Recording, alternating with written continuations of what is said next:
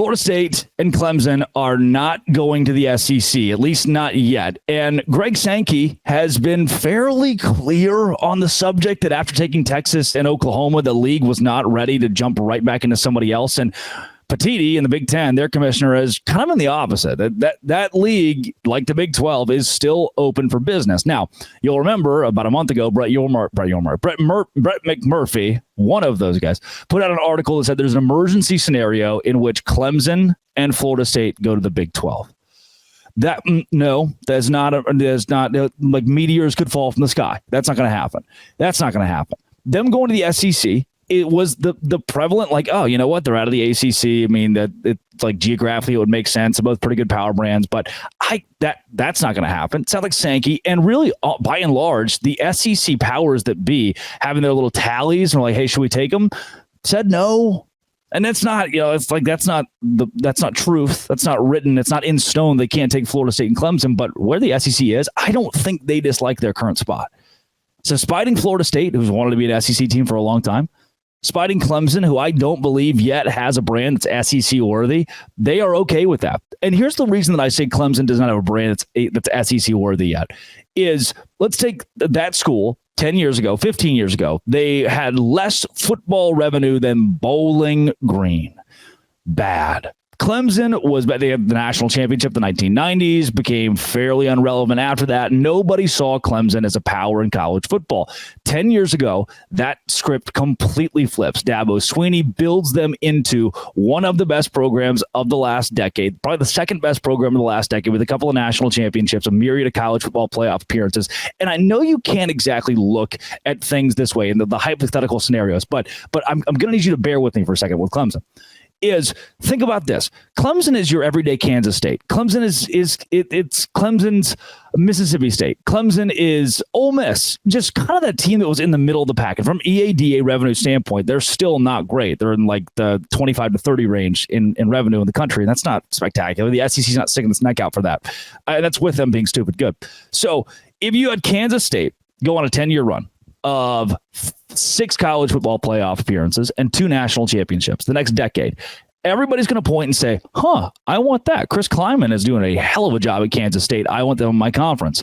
Then the day that Chris Kleiman, Dabo Swinney, says, hey guys, it's been fun. I'm hanging it up. I'm retiring, going elsewhere. Hey, want to spend more time with my family? I'm going to the NFL, whatever it might be. Then in 3 years, I know it's a tough hypothetical. In 3 years, Clemson or Kansas State or whoever it is bad at football again. What did they give you? What did they give you? Now, did you just bring on another Mississippi State in the SEC? Because let me tell you this. If Texas is bad at football for 5 years, 10 years, they're still Texas. I mean, give them their flowers. If Oklahoma's bad at football for 5 years, 10 years, they're not Texas, but they're still a damn good program. Ohio State, Michigan, Penn State, even there are solidified.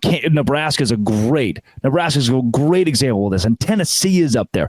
The programs that withstand losing, that when they are not good, they are still valuable enough to be power players in college football. That is who the SEC wants. They want the power players who are going to carry that conference into the new unknown that we are now paying athletes as players, and expansion has gone blown up crazy, and now we could have super leagues. And the SEC probably doesn't look at Clemson or Kansas State and say, yeah, we know you have long-term solidified success to the point that we could take you and take a chance on you. Because if Clemson is bad for 5 years, they're not going to be valuable. And you already have a school in South Carolina that has, when they are halfway decent, a better brand than Clemson. They are the flagship school of that state.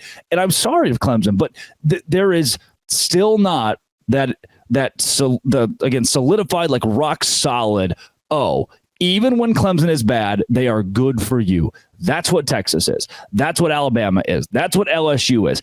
Again, it's like Auburn. Auburn's like that. Clemson's not.